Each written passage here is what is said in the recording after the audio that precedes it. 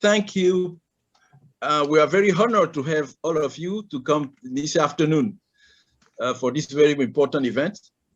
I will speak mainly in French, but I will do this short introduction in English. And when possible, I will translate from French to English or from English to French. We are very honored, Your Excellency, the Ambassador, the African Union in Washington, D.C. This is the first event, and we are very thankful to her because she is very busy, but when she received the invitation, she did not hesitate because the topic is important to her. And we want you, Ambassador, to know that we are very grateful and we thank you very much for being here. Nous disons aussi vraiment un grand merci à Madame la maire Laure Baflin, malgré la difficulté et de la circonstance et d'avoir accepté de participer à cet événement qui est dédié au handicap. Vous savez que c'est un sujet très important qui malheureusement n'est pas toujours pris en considération et c'est une chance d'avoir quelqu'un comme Madame Jeannette Calleghill qui a fait de ce sujet son cheval de bataille et à juste titre parce que le handicap, et nous sommes aujourd'hui dans une journée de CSW sur les droits des femmes. Les femmes handicapées souffrent doublement. D'abord, elles souffrent en tant que femmes et en tant qu'handicapées. Il est donc important que dans le cadre du développement inclusif et durable, leurs droits soient respectés, ce qui n'est pas toujours, hélas, le cas dans notre continent. Donc, dédier une journée comme celle-ci à l'ONU, donc c'est-à-dire au plus haut niveau mondial, sur un sujet de cette importance, est toujours utile. Et nous remercions tous ceux qui sont venus. Je n'ai pas eu le temps de nommer tout le monde. Je m'en excuse parce que nous devons aller très vite. Je crois que vous tous, vous avez vu déjà les CV des uns et des autres. C'est pour ça que je m'excuse par avance d'en avoir pas nommé tous ceux qui sont là et tous nos amis, M. Olivier, M. Dioman, Mme Claire Desin. Je vous remercie tous. Alors, nous allons procéder ainsi. Je vais donner la parole d'abord à Mme Jeannette Calleghill qui va faire un petit mot d'introduction. Et à la suite de cela, chacun des panélistes, dans l'ordre, prendra la parole pour faire son exposé. Et après, nous avons 2 heures. Le temps passe très, très vite. En ce genre de choses, on ne se rappelle pas. Vraiment, le temps est notre ennemi, si je peux parler ainsi. Et après, on prendra des questions. Alors, les gens pourront poser des questions directement ou bien envoyer leurs questions par chat. Donc, sans plus tarder, Madame Jeannette Calleghill, vous avez la parole. Merci François pour l'introduction. Et je voudrais commencer par saluer tous nos panélistes et puis vous souhaiter la bienvenue à cet événement organisé à l'occasion de la 65e session de la Commission de l'ONU sur la condition de la femme. Je voudrais remercier tous les panélistes pour votre disponibilité et pour avoir accepté de partager votre expérience. L'amélioration de la condition de la femme. Permettez-moi de saluer son Excellence Madame Hilda Souka Mafoudze, Madame Laure Baflin Domaï, Professeur Isidore Diomandé, Madame Claire Dessin, Madame Brice Monou, Madame Janine Scott, Madame Karen Saba, Mademoiselle Niambli, Docteur Olivier Masseron, Monsieur Pierre Mounien, Docteur Sefakor, Maître Vanessa Ba-Leroux. Sans oublier évidemment nos modérateurs François Ndegwe et Jacques-Roger Kwasi. La situation de la femme et de la fille semble être très complexe à cause des comportements et actions discriminatoires des abus dont elles sont victimes. Les femmes naissent autonomes et cette autonomie est confrontée à plusieurs obstacles créés par la société. Cette société est dominée par les hommes, qui sont un nombre minoritaire au vu des statistiques sur les taux de naissance comparés. Alors, il est important de reconnaître que la situation de la femme a beaucoup évolué au fil des siècles depuis la société romaine. Celle-ci, qui était patriarcale, donnait tout pouvoir au père et lorsqu'une fille quittait la maison paternelle, se retrouvait encore sous domination masculine. Juridiquement, elle n'était pas pleinement autonome. Alors, qu'est-ce que l'autonomie de la femme et à quel moment de sa vie devient-elle autonome? La société est en fait responsable des maladresses chez la femme. Cela entraîne un sentiment prononcé de sa soi-disant incompatibilité avec les besoins de la société moderne. Les chercheurs nous informent que dès l'âge de 2 ans, les femmes, comme les hommes, expriment un désir d'autonomie, le plaisir d'accomplir par eux-mêmes les gestes de la vie quotidienne, dans le but d'atteindre un certain épanouissement personnel. Au fil du temps, les individus gagnent en habileté en raison de leur désir de prendre leur place dans la société. Alors, l'autonomisation est un droit fondamental issu d'un processus naturel. C'est tout d'abord un acquis naturel universel. Alors, la femme a besoin d'être accompagnée dans ses efforts d'épanouissement. De toute évidence, la notion d'autonomisation présente avec plusieurs approches selon les cultures, les croyances spirituelles ou les dispositions socio-économiques. Certaines cultures spirituelles nous apprennent que l'autonomisation signifie que vous avez reçu le pouvoir ou l'autorité ou encore vous êtes autorisé à agir. Dans cette approche, les auteurs soutiennent que c'est Dieu ou un être spirituel et pour certains le Saint-Esprit vous donne le pouvoir, l'autorité. Alors pour eux, l'autonomisation est innée. Pour certaines institutions de développement, l'autonomisation des femmes permet de renforcer le sentiment d'estime de soi des femmes, promouvoir leur capacité à déterminer leurs propres choix et leur droit d'influencer le changement social pour elles-mêmes et pour leur collectivité. Cette définition rejoint le désir initial de tout être humain tout au long de sa vie qui s'applique également à la femme. Dans notre société moderne, l'autonomisation des femmes, qui semble être devenue un simple slogan, s'exprime par une participation active à la prise de décision, à l'égalité des chances, à la liberté économique et au droit de donner son avis, à l'accès aux ressources productives qui permettent d'augmenter les revenus. Alors, d'autres démarches associent l'autonomisation à des catégories telles que le droit, le social, l'éducation, l'économie, la politique et la psychologie. En effet, l'obstacle à l'autonomisation s'articule autour d'un manque d'accès à la justice, à la protection sociale, à la participation politique, etc. La femme naît avec tous les droits fondamentaux, toutes les facultés et capacités que l'on retrouve chez l'homme, y compris les privilèges universels. Cela me conduit à un autre segment de notre population, les femmes et filles handicapées ou en situation encore de handicap. Les filles et femmes handicapées ou non sont toutes exposées aux mêmes barrières comportementales, environnementales. Or, elles sont déjà doublement affectées. Toutes les femmes sont réduites à une forme de handicap à cause de leur marginalisation, les abus, les violences, la maltraitance, l'exclusion, la négligence consciemment ou inconsciemment dont elles sont victimes malgré leur persévérance.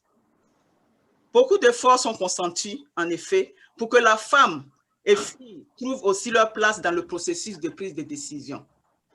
Malheureusement, les mesures d'accompagnement sont variables et inconstantes et souvent discriminatoires également. Les efforts conjugués sur le plan international à travers les résolutions politiques, outils et instruments juridiques sous l'égide de l'Organisation des Nations Unies et de ses agences spécialisées. La Commission de la condition de la femme, une agence de l'Organisation de l'ONU, créée en 1946, a permis de mettre en exergue les violations faites aux femmes et les droits qui leur sont contestés. Ensuite, les travaux de la Commission ont conduit à l'adoption de la Convention sur l'élimination de toutes les formes de discrimination à l'égard des femmes, entérinée en 1979 par l'Assemblée générale des Nations unies. La dite convention réitère les droits fondamentaux de l'homme dans la dignité et la valeur de la personne humaine et dans la légalité des droits des hommes et des femmes. La convention affirme, sinon confirme, l'existence continue de la discrimination généralisée envers les femmes. Alors, sans équivoque, cette discrimination faite envers la femme et la fille viole les principes de l'égalité des droits et du respect de la dignité humaine. Sous la pression des organisations de défenseurs des droits des hommes et des femmes et de la communauté des personnes handicapées, l'ONU adopte la Convention relative aux droits des personnes handicapées qui inclut le droit de la femme et de la fille. Alors, la Convention relative aux droits des personnes handicapées renforce les dispositions de la Convention sur l'élimination de toutes les formes de discrimination à l'égard des femmes. L'esprit de ces deux conventions vise à réduire les inégalités sociales, les discriminations et protéger les femmes et les filles handicapées.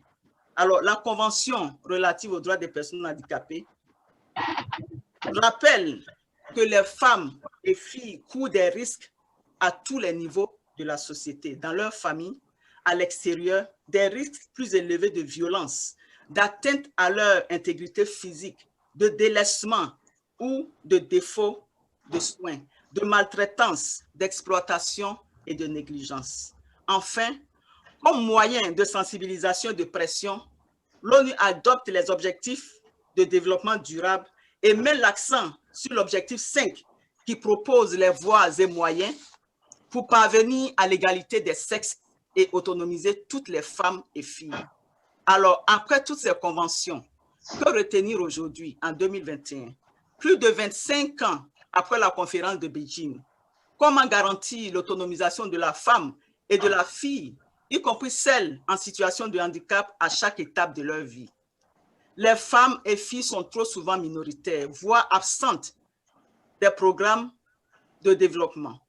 Et les filles sont discriminées dans presque tous les secteurs de développement et d'épanouissement personnel, que ce soit dans la santé, que ce soit au niveau de la protection sociale, l'éducation, le transport, l'inclusion financière, la bancarisation, la participation à la vie politique, le commerce, même l'entrepreneuriat, la gestion communautaire, la gestion des catastrophes également, la justice. En tout cas, elles sont constamment discriminées.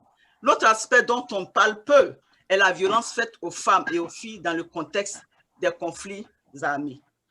Au début de la pandémie de la COVID-19, la femme et les femmes handicapées étaient aussi très affectées. Les programmes mis en place pour prévenir, préparer, protéger les femmes et les personnes handicapées n'étaient pas du tout accessibles. Les femmes et filles sont confrontées à beaucoup de difficultés d'épanouissement dans tous les domaines par manque d'éducation, soit d'opportunités, soit de soutien. Alors, aujourd'hui, la femme perd son autonomie lorsqu'elle vit dans des conditions précaires.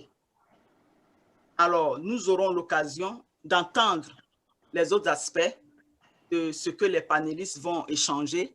Voilà pour ma part le contour de notre discussion d'aujourd'hui. Je vous remercie pour votre attention. Merci beaucoup, Madame la Présidente. Et nous vous remercions parce que vous avez vous-même montré l'exemple en respectant les limites du temps imparti. Vous avez fait 15 minutes et je voudrais donc, sans tarder, passer la parole à son Excellence, Madame Hilda Soukama-Foudze, qui est l'ambassadeur de l'Union africaine auprès des États-Unis. Son exposé portera sur l'agenda 2063 de l'Union africaine et de sa vision de l'autonomisation des femmes et des filles, y compris des femmes handicapées, et ensuite des recommandations pour l'implication de la diaspora africaine, qui est la 6e région d'Afrique. Your Excellency, Ambassador Hilda Suka Mafudze, you have the floor for 15 minutes if possible. All right. Thank you very much. Thank you, Your Excellency. Very much. Thank you. My greetings to everyone. It's an afternoon here, to others morning, others evening, and all protocol observed. Ladies and gentlemen, I'm honored and delighted to address you during this 65th session of the Commission on the Status of Women, and thank you for inviting the African Union Mission to the USA to share with you the African Union Agenda 2063 and its vision for women's and girls' empowerment, including those with disabilities. Recommendations for the involvement of the African diaspora, which is our 60th region. Allow me to commend Mrs. Jeanette Ka-Legil, forgive me if I didn't pronounce it properly, founder and the CEO of the Disability Inclusive Development Programs and Services, for putting together this event. The African Union Agenda 2063 constitutes a blueprint and a master plan for transforming Africa into the global powerhouse of the future. The AU Agenda 2063 is an affirmation of the commitment of African heads of states and the government to support Africa's new path for attaining inclusive and sustainable economic growth and development. Agenda 2063 is the concrete manifestation of how the continent intends to achieve this vision within a 50-year period from 2013 to 2063. It encapsulates not only Africa's aspirations for the future, but also identifies key flagship programs and continental frameworks. African women and youth empowerment, while it constitutes a cross-cutting matter, is mainly captured in the AU Agenda 2063, Aspiration 6. In Africa, whose development is people-driven, relying on the potential of African people, especially its women and youth, and the caring for children, strengthening the role of Africa's women through ensuring gender equality and parity in all spheres of life, be it political, economic, and social, eliminating all forms of discrimination and the violence against women and girls, creating opportunities for Africa's youth for self-realization, access to health, education, and jobs, and ensuring safety and security for Africa's children, and providing for early childhood development. Continental policies for women empowerment include the protocol to the African Charter on Human and People's Rights on the Rights of Women in Africa, which is called the Maputo Protocol on Women's Rights, the Solemnity Declaration on Gender Equality in Africa, and the African Women's Decade 2020 to 2030 on women's economic and financial inclusion.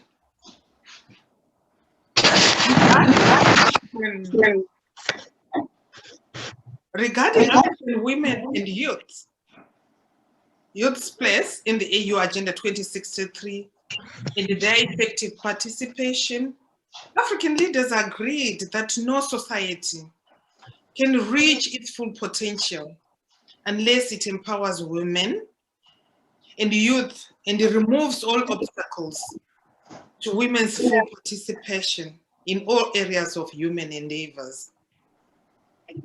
Africa must provide an enabling environment for women, children, young people to flourish and reach their full potential. When we go to Agenda 2063, it puts an emphasis on inclusivity and the AU social policy framework for Africa, which encourages member states to adopt a minimum social protection policies covering the following: essential health care, social insurance, social welfare, employment guarantee, and non-contributory cash transfer schemes for children, informal workers, the unemployed, elder persons, and the persons with disabilities. The African Union Commission continues to advocate for member states to domesticate and implement the following strategic frameworks: the social protection policy for Africa, the call for accelerated action on the effective implementation of the plan of action towards Africa Fit for Children, the continental plan of action on the African decade for persons with disabilities, the Addis Ababa Declaration on strengthening the African family for inclusiveness in Africa, and the AU Plan of Action on the Family in Africa. Ladies and gentlemen, I'm glad that I was requested to provide recommendations for the involvement of the African diaspora as the sixth region, which we call our sixth region.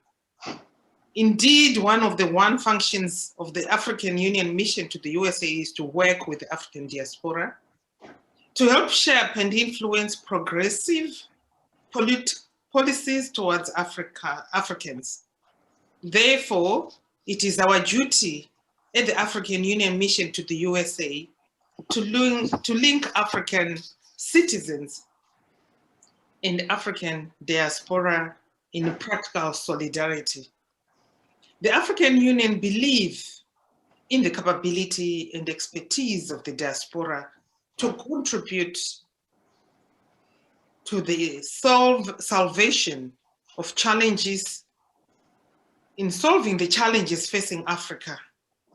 Let me recall that the African Union definition of the diaspora is adopted by the Assembly of African Heads of States and the government in July 2005. They called the African diaspora consists of peoples of African origin living outside the continent, irrespective of their citizenship and nationality, and who are willing to contribute to the development of the continent and the building of the African Union.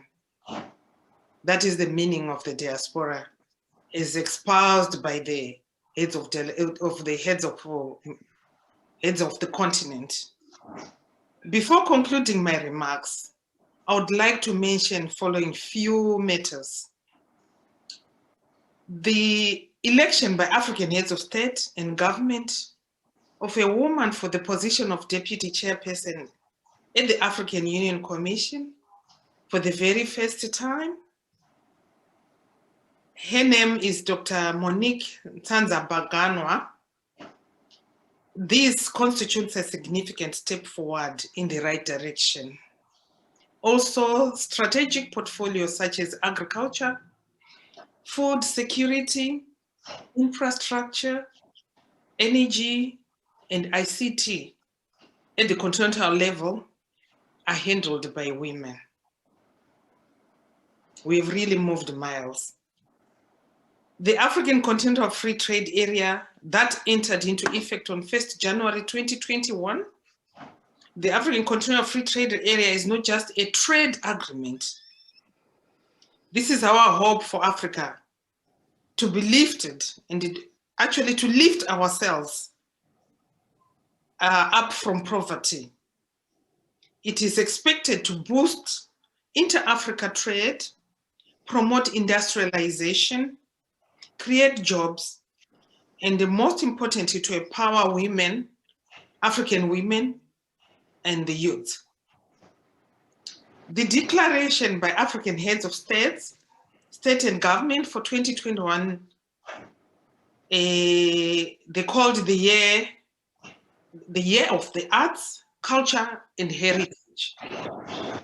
The plan is that our rich and diverse Pan-African cultural assets be enhanced. We should create opportunities to accelerate African creative arts in the industries around the world is one of the means to promote and defend Africa's interests. And last but not least, the fight against the COVID-19 pandemic and its impact. You may be aware that since the declaration of the COVID-19 outbreak, the African Union, through Africa CDC, through Africa Center for Disease Control, took the lead by coordinating several continental strategic initiatives to support member states in their preparedness and response. The urgent issue now is the COVID-19 vaccination.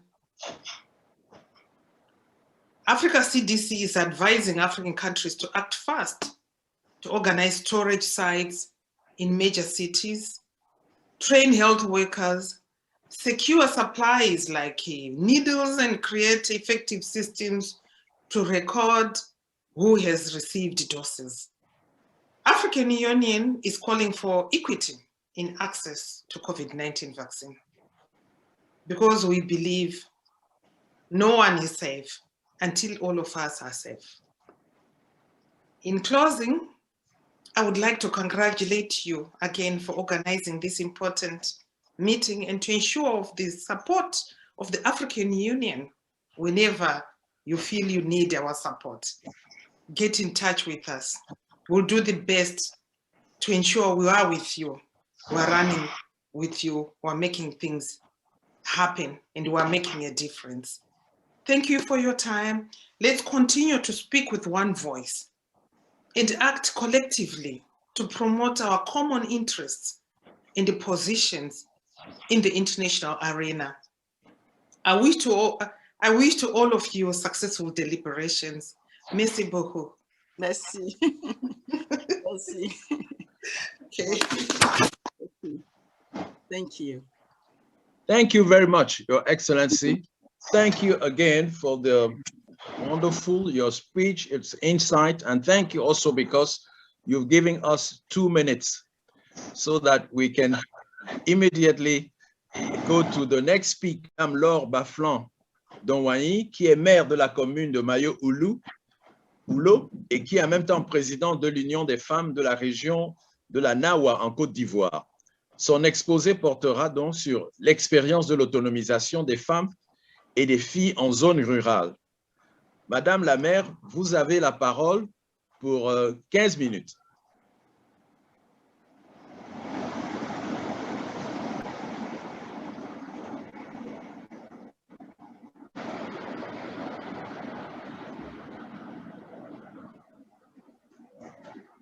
Mais là, on ne vous entend pas. Autonomiser les femmes.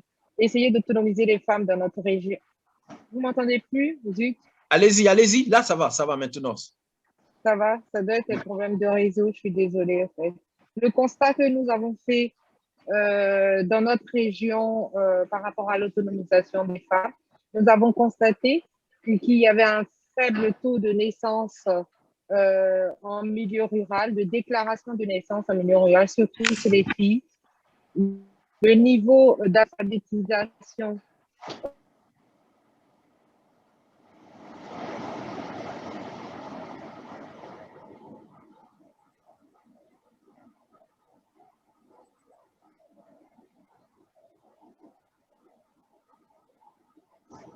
accèdent au foncier, aux terres rurales pour pouvoir faire de l'agriculture.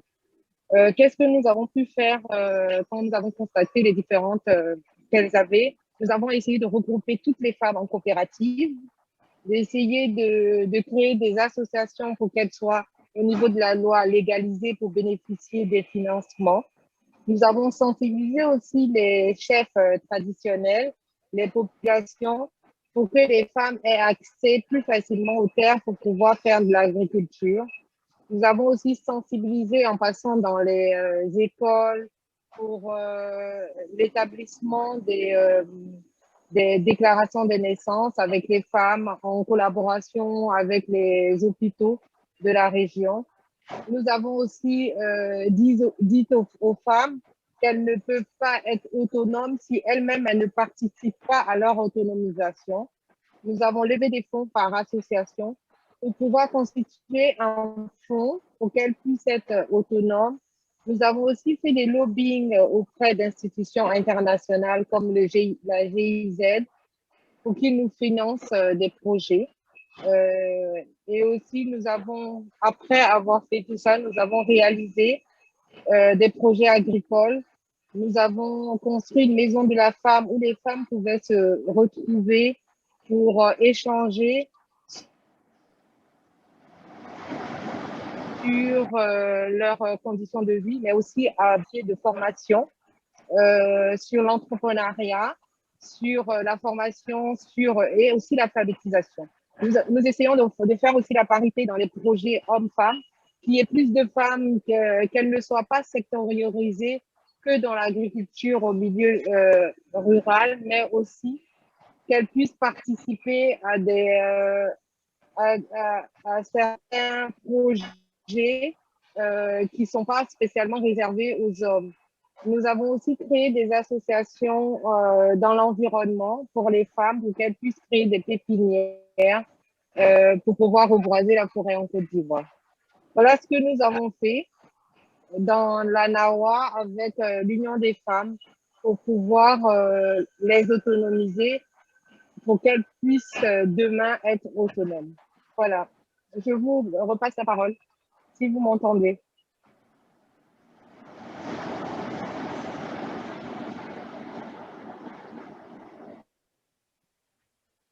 Vous m'entendez? Enfin, c'est revenu. Moi, je vous entends. Je ne sais pas si les autres, est-ce que les autres l'entendent? Oui, oui, on l'a entendu. Elle a fait sa présentation. Elle est dans le délai.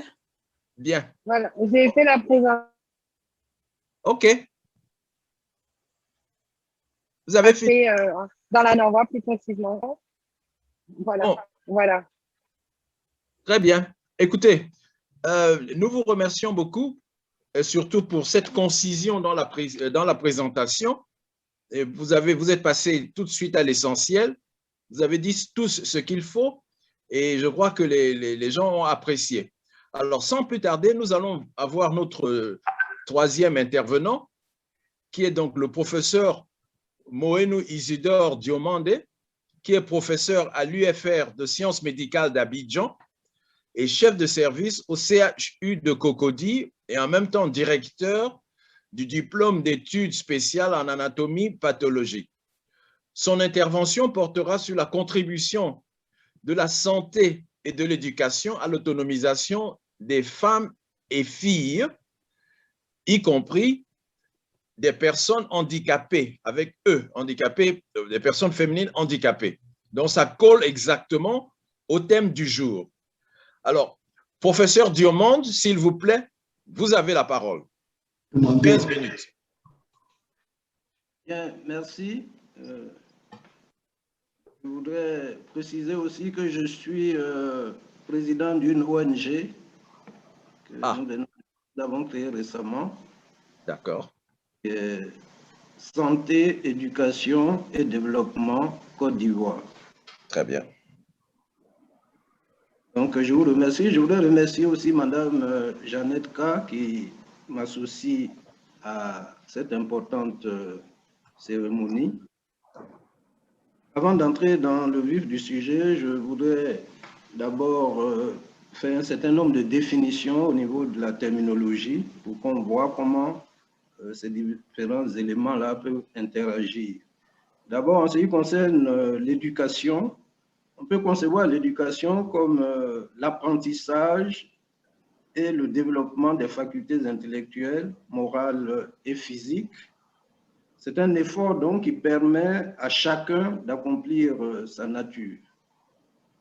Quant à la santé, si nous prenons la définition de l'OMS, la santé est un état de complet bien-être physique, mental et social, qui ne consiste pas seulement en une absence de maladie ou d'infirmité.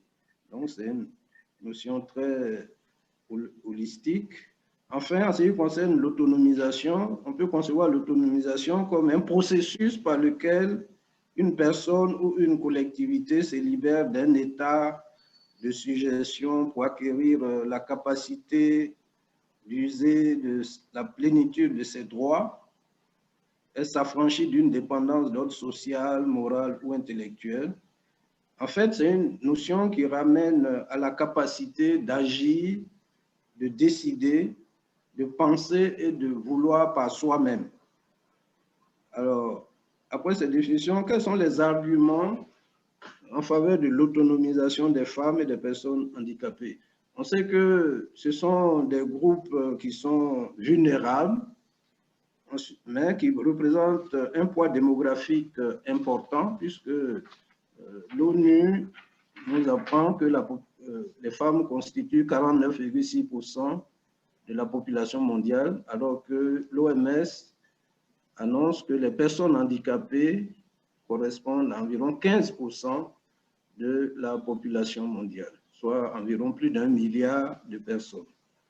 C'est un groupe de personnes aussi qui est victime de discrimination, c'est connu, et on sait qu'il y a peu de textes de loi qui facilitent l'égalité d'accès à l'emploi, à l'éducation, à la santé, à la justice et à la liberté d'expression des femmes et des personnes handicapées. Aussi, ces personnes ne sont pas protégées contre l'exploitation, l'abus, la violence et les traitements parfois inhumains. Donc, qu'est-ce que l'éducation et la santé peuvent apporter à l'autonomisation de ce groupe de personnes? En ce qui concerne l'éducation, il faut savoir qu'elle est essentielle à la réalisation de chacun des 17 objectifs de développement durable. Elle est un instrument qui permet de réduire la pauvreté et les inégalités, d'améliorer la santé et le bien-être social et de poser les bases d'une croissance économique durable.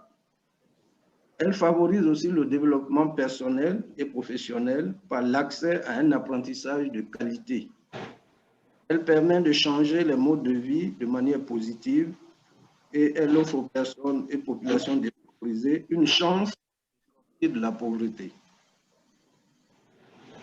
Elle joue donc un rôle central dans l'autonomisation des femmes et des personnes handicapées, puisque avec plus de compétences acquises grâce à l'éducation, les femmes et les personnes handicapées seront plus compétitives sur le marché du travail et peuvent aspirer à des emplois mieux rémunérés.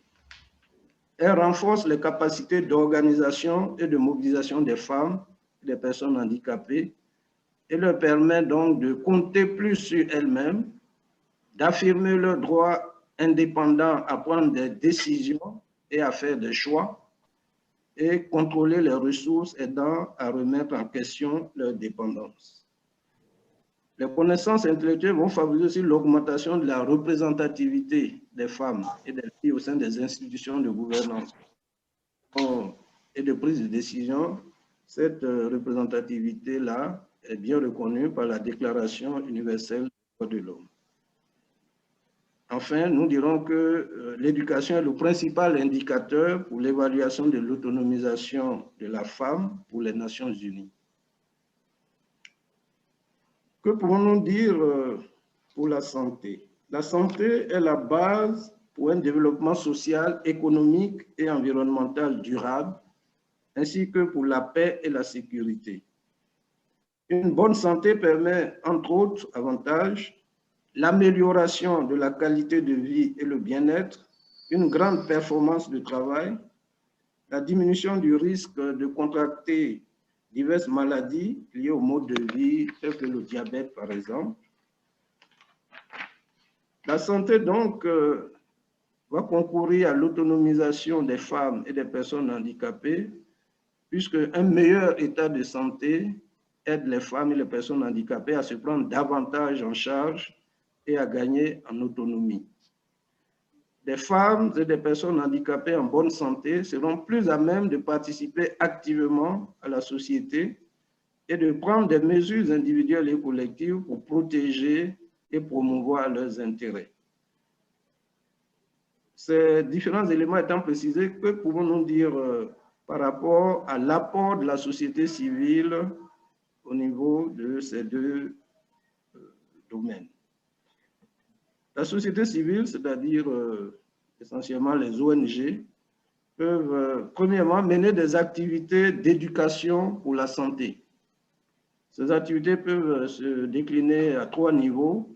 Il y a d'abord la prévention primaire des maladies qui consiste à la lutte contre les facteurs de risque de certaines maladies, telles que, par exemple, l'alimentation trop riche en graisse, en sucre, la consommation d'alcool, la sédentarité. Ensuite, nous avons le niveau de la prévention secondaire qui consiste à dépister les maladies, par exemple l'hypertension artérielle, le diabète, les cancers et autres. Et enfin, un niveau de promotion de la santé caractérisé par la prise en charge de sa santé par la femme elle-même. Donc, ça rejoint un peu les rapports avec l'éducation. Par exemple, on peut enseigner l'autopalpation des seins chez la femme dans le dépistage du cancer du sein. En second lieu, la société civile peut aussi aider à mener des activités d'alphabétisation pour les femmes qui ont échappé au système scolaire, les femmes analphabètes ou déscolarisées. Et à ce niveau-là, nous insistons sur l'alphabétisation fonctionnelle, qui est un des axes de travail de notre ONG, qui consiste donc à utiliser les langues maternelles pour pouvoir former les femmes au niveau de leur scolarisation. Enfin, nous pouvons dire que les ONG peuvent aider à organiser les femmes pour mener des activités génératrices de revenus, puisque, comme on le sait, la santé n'a pas de prix, mais elle a un coût. Voilà donc ce que je voudrais dire par rapport à ces thèmes, contribution de la santé et de l'éducation. Je pense que c'est surtout pour ouvrir un débat et les échanges que nous avons situé ce problème. Je vous remercie. Écoutez, je vous remercie infiniment. C'est moi qui vous remercie, professeur Diomande. Et je vous remercie encore pour la clarté de votre exposé et puis parce que nous avons respecté les temps. Nous sommes vraiment dans les délais, ça se passe très, très bien. J'espère que nous allons continuer ainsi. Alors, chers amis, nous venons de suivre 3 exposés. Je ne vais pas faire de résumé. Nous avons des panélistes qui sont prêts. Les intervenants ont dit des choses importantes. Je suis sûr que vous avez des questions. Alors, il n'y a pas de protocole particulier. Alors, parmi la liste des panélistes, je ne sais pas si quelqu'un veut déjà intervenir ou quelqu'un qui a quelque chose d'assez pressant à dire. Et vous pouvez lever la main. Si je vous vois, je vous donne la parole. Et puis, vous intervenez. Donc, nous avons la liste des intervenants. Vous avez entendu ce qu'ils ont dit, je me répète un peu. Donc, nous attendons vos réactions, des discussions par rapport à ce qui a été dit. Mais sinon, moi, je peux intervenir et poser des questions. J'ai beaucoup de questions, mais je voudrais d'abord vous laisser la possibilité de vous exprimer. Elles ont des présentations, les intervenants, ils ou elles ont des présentations, donc elles pourraient déjà exposer aussi. Voilà. Alors, est-ce qui est prêt parce que, bon, j'ai une liste de 11 ici. Si vous voulez, parce que je croyais qu'on allait d'abord faire une petite discussion sur, ou bien on va faire la discussion, la question de Q&A à la fin, mais on peut, les gens, qui veut intervenir tout de suite, s'il vous plaît, je vous donne la parole. Je voudrais intervenir, Maître Balleroux. Alors, Maître Claire, je vois la main, je vois une main levée. Allez-y, prenez la parole, Madame Claire Dessin, s'il vous plaît. Voilà, vous m'entendez? Vous m'entendez? Oui, je voulais poser une question à Madame Laure Baflan. Allô? Vous m'entendez? Est-ce que vous m'entendez? Oui, on vous entend. D'accord, donc je voulais poser une question à Madame Laure Baflan. Je voulais savoir dans ce qu'elle fait comme travail avec les femmes rurales. Est-ce qu'elle a quelque chose justement, est-ce qu'elle a pu faire quelque chose avec des femmes handicapées au niveau de l'agriculture, au niveau de créer des activités?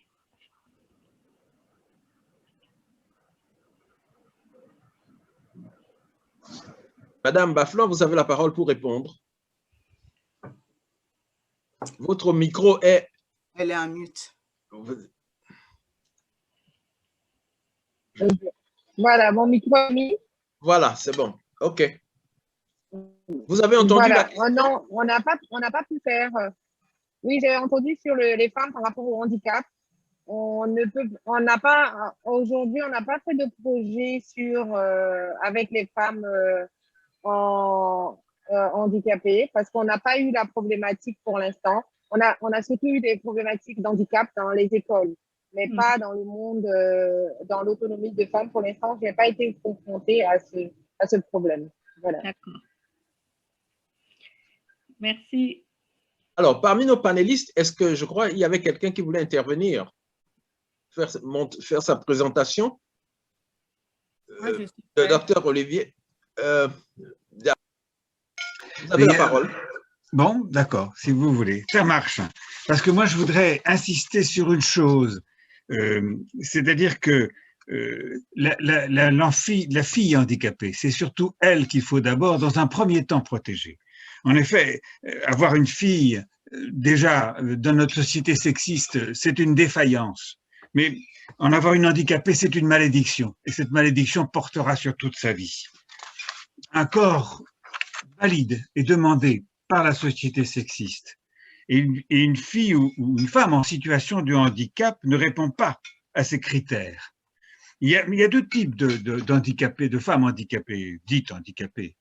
Et ces deux types ont des destinées différentes. D'abord, il y a les femmes qui ont le corps conforme, c'est-à-dire comme les femmes sont asservies à leur image par le stéréotype féminin, c'est la conformité globale de leur corps qui va, dans un premier temps, impliquer une destinée. Ces femmes au corps conforme, même si elles ont des troubles de comportement, elles sont repérées. Et elles sont repérées comme inaptes déjà par la société.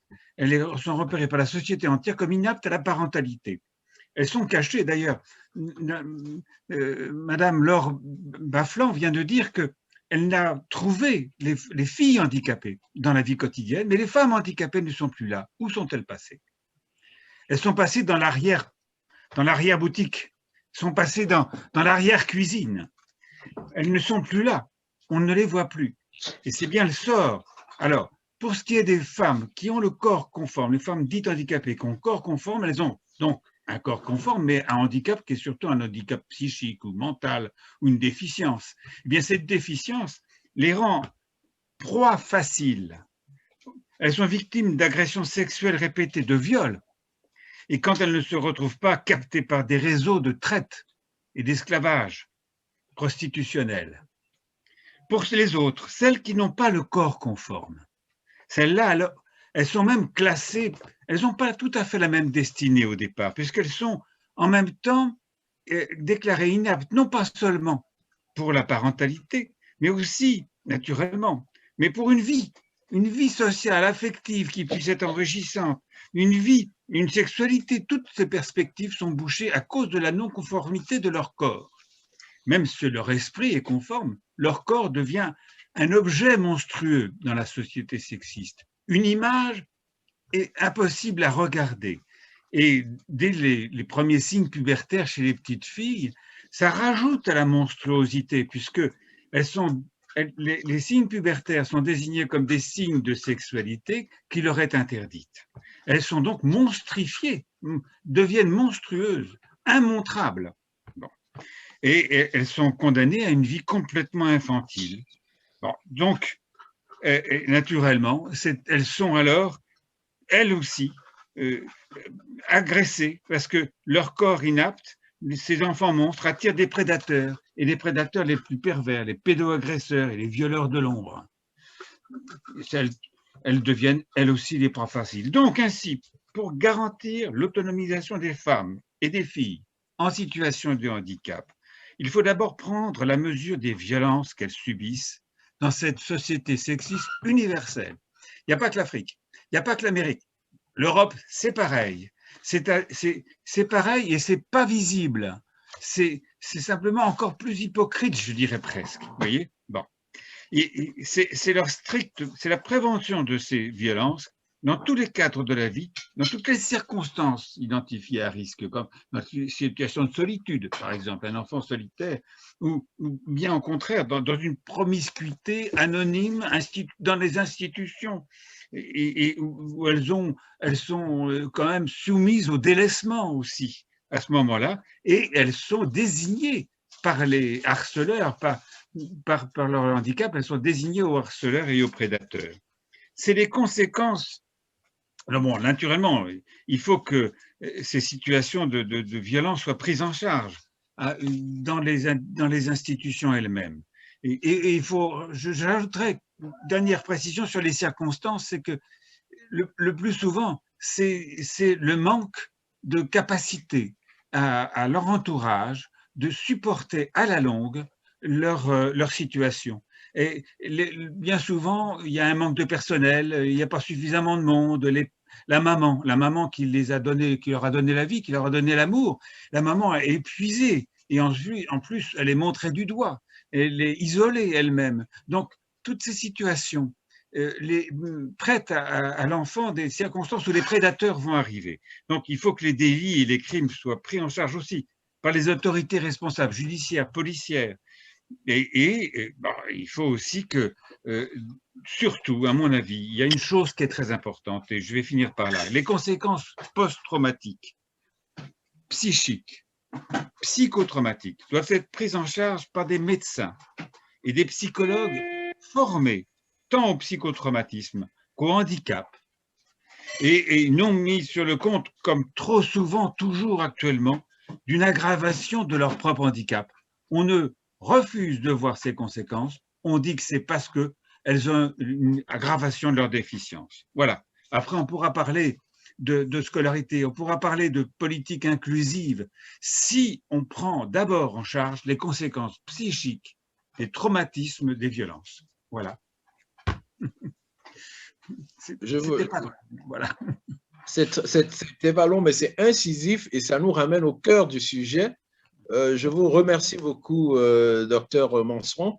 J'ai noté 5 recommandations fortes que vous avez données et qui tapent dans le cœur du sujet sur un problème. Vous avez souligné tous les aspects, l'aspect psychodramatique et psychosomatique, les aspects sociaux. Donc voilà, nous vous remercions. Il y aura les discussions après, les questions après. Donc s'il y a un deuxième panéliste qui voudrait intervenir, voilà, je vois une main levée.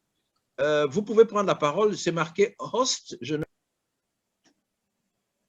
pouvez intervenir, je vous en prie, allez-y. D'accord. Alors, bonsoir à tous. Et j'ai perdu mon nom au passage. Je suis Vanessa Balorou. Je suis avocat au barreau de Côte d'Ivoire. Et j'appartiens à l'association des jeunes avocats. Et aussi, j'interviens dans le cadre de l'association des femmes du secteur minier de Côte d'Ivoire, qui appartient à un ensemble plus large qui est l'association des femmes du secteur minier en Afrique, AWIMA. Et donc, je suis vraiment très contente d'intervenir dans le cadre de ce panel. Et en qualité de juriste surtout, je voudrais apporter des petites précisions concernant la prise en compte du genre, donc de la qualité de femme, et la prise en compte aussi du handicap dans le cadre de la législation ici en Côte d'Ivoire, pour dire tout simplement qu'à l'image des autres législations, le fait d'être une femme est pris en compte, dans le cadre de la répression, par exemple. Quand il s'agit de violences, de coups, de blessures, de violences conjugales, le fait que ce soit une femme va constituer une circonstance aggravante dans le cadre de la répression. De même, quand la personne est en situation de handicap et qu'elle subit une infraction, un comportement qui est qualifié d'infraction ici en Côte d'Ivoire, que ce soit un délit ou un crime, la situation de handicap sera prise en compte pour être considérée comme une circonstance aggravante de la peine qui va être, dans le cadre de la peine qui va être prononcée ou qui est prononcée à l'encontre de l'auteur. Donc, quand vous avez une femme, par exemple, enceinte, elle est considérée comme doublement vulnérable. Si en plus de cela, elle est affectée par un handicap, alors ça sera encore une circonstance aggravante supplémentaire. Donc, c'est vrai qu'il n'y a pas dans notre législation ici de textes qui fassent de la discrimination positive ou qui prennent en compte le handicap pour favoriser les personnes qui en sont affectées. C'est à regretter, mais à contrario, si vous voulez, le sexe sera pris en compte ou la situation de handicap sera prise en compte pour quand il s'agira de sanctionner un comportement considéré comme délictuel ou criminel. Ça, c'est la première chose. Et la deuxième chose, c'est que nous avons au sein du barreau de Côte d'Ivoire une consoeur qui est en situation de handicap. Elle est aveugle. Il s'agit de maître Mensa Gourion, qui donc est avocat, exerce ici en Côte d'Ivoire dans les conditions que l'on sait, qui ne sont pas aisées déjà pour les valides. Mais en dépit de son état, je voudrais lui rendre un hommage vraiment appuyé parce qu'elle prend ses audiences elle-même. Elle est accompagnée d'un guide qui l'accompagne partout dans le cadre de ses déplacements en juridiction. Et elle se bat comme elle peut pour pouvoir assurer ses audiences et pouvoir être présente et plaider tous ses dossiers. Et mais au quotidien, c'est vrai qu'il y a une très forte discrimination, que ce soit à l'égard des femmes, par exemple, sur la question des salaires. Le fait d'être une femme est clairement, pour le coup, un handicap en soi, dans la prise en compte pour l'établissement des salaires, et également l'accessibilité pour les personnes en situation de handicap, mais en général, hommes comme femmes, l'accessibilité aux administrations, l'accessibilité à l'information pose un véritable problème, ou ne serait-ce que la capacité à circuler pour les personnes qui sont en situation de handicap moteur est un véritable problème ici parce que ce n'est pas du tout pris en compte. Donc, la circulation en ville est difficile. Les personnes qui sont sourdes et muettes ne sont pas prises en charge du tout quand elles se rendent dans les administrations, dans les services publics, à commencer déjà par celui de la justice. Donc, c'est vraiment compliqué pour les personnes qui sont des justiciables comme les autres, de pouvoir accéder de manière équitable au service public de la justice, ne serait-ce que pouvoir rencontrer un avocat, c'est compliqué parce que, ça je parle d'expérience parce que j'ai déjà été dans une situation où une personne sourde et muette avait besoin d'un conseil juridique, mais c'était très compliqué. Donc, bon, Dieu merci, cette personne savait lire et écrire, donc on a pu échanger par SMS ou grâce à l'ordinateur. J'ai ouvert mon ordinateur, j'ai commencé à taper ce que je voulais lui dire et lui aussi m'écrivait ce qu'il avait envie de me communiquer. Mais vous voyez que c'est vraiment difficile. Donc pour les femmes, c'est un problème qui est d'autant plus accru quand elles sont non seulement femmes, mais en plus en situation de handicap. Elles subissent, comme l'a dit le professeur Diomandé, une discrimination, mais qui est vraiment terrible, d'autant que bien souvent, elles sont mises carrément au banc de la société du fait qu'elles soient femmes et qu'elles ne soient pas comme on les attend, si vous voulez. Donc, il y a, c'est vrai, les femmes qui souffrent d'un handicap, qui soit physique ou moteur, qui soit moteur ou mental, pardon. Mais il y a aussi le fait d'être femme qui, en soi, est un handicap aussi et entraîne toute une série de discriminations. Donc, voilà pour ce que je voulais ajouter en l'état actuel de notre discussion.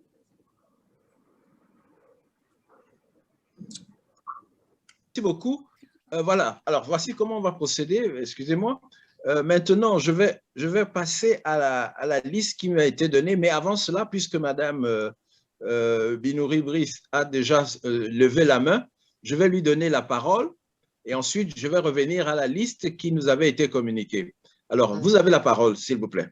Merci beaucoup. J'ai un document à partager. Est-ce que Madame Jeannette a ce document ou pas? Oui. Avant tout propos, je tiens à remercier Jeannette. J'appelle Jeannette, tout simplement.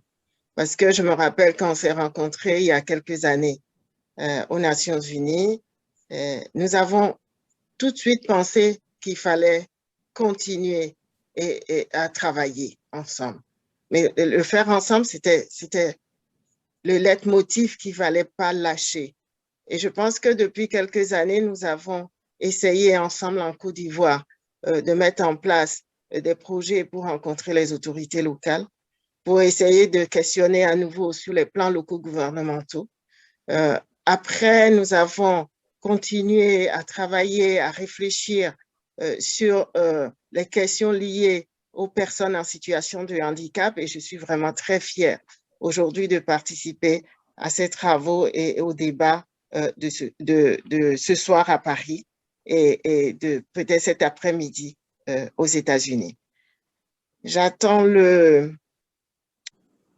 Donc, je commence à me présenter. Je suis Binouri Brice Monou. Je suis consultante avec une expertise en migration et développement.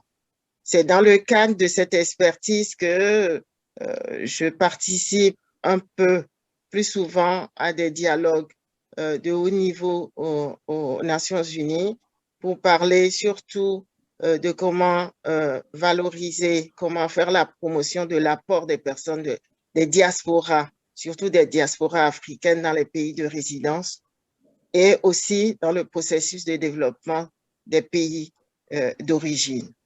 Et donc là, j'interviens au titre de présidente de FECODEV. FECODEV, Femmes et Contributions au Développement, qui est une plateforme d'associations. Nous sommes aujourd'hui une cinquantaine d'associations dont les leaders sont des femmes et depuis l'année dernière des hommes de 20 pays africains et Haïti.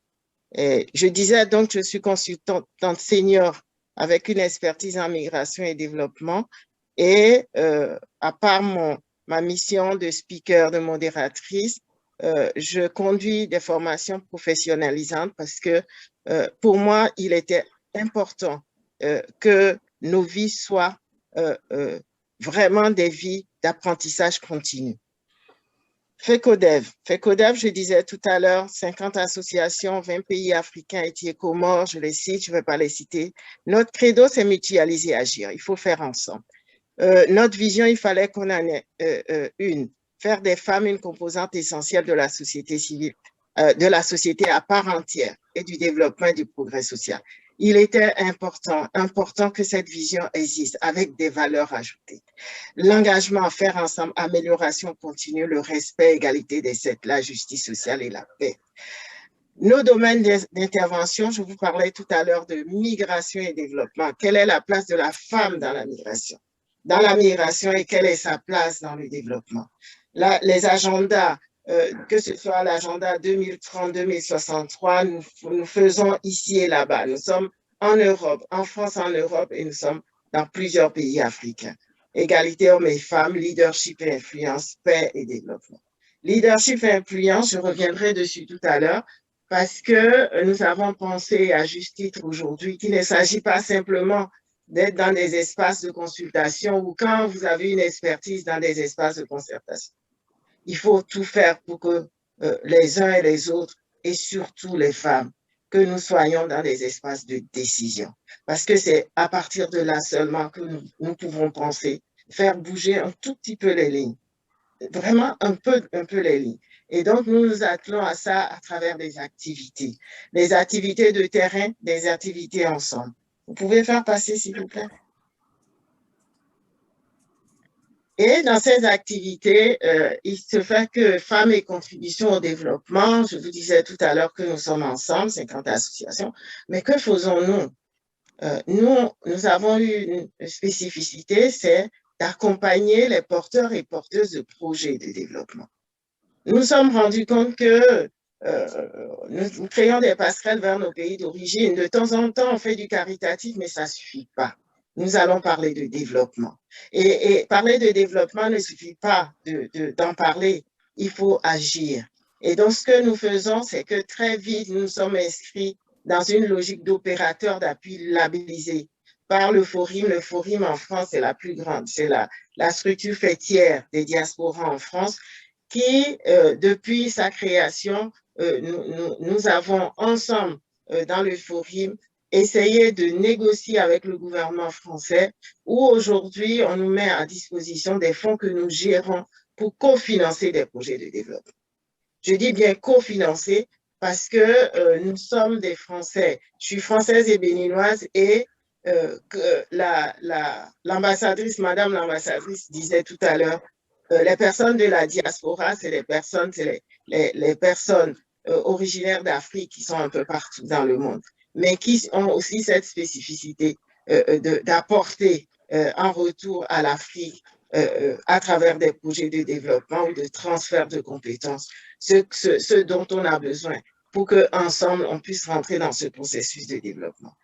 Et qu'est-ce que nous faisons? Chaque année, nous lançons, le Forum lance des appels à projets et nous demandons aux personnes de la diaspora organisées en association ici de venir nous rencontrer. Nous les accompagnons, un appui technique et méthodologique.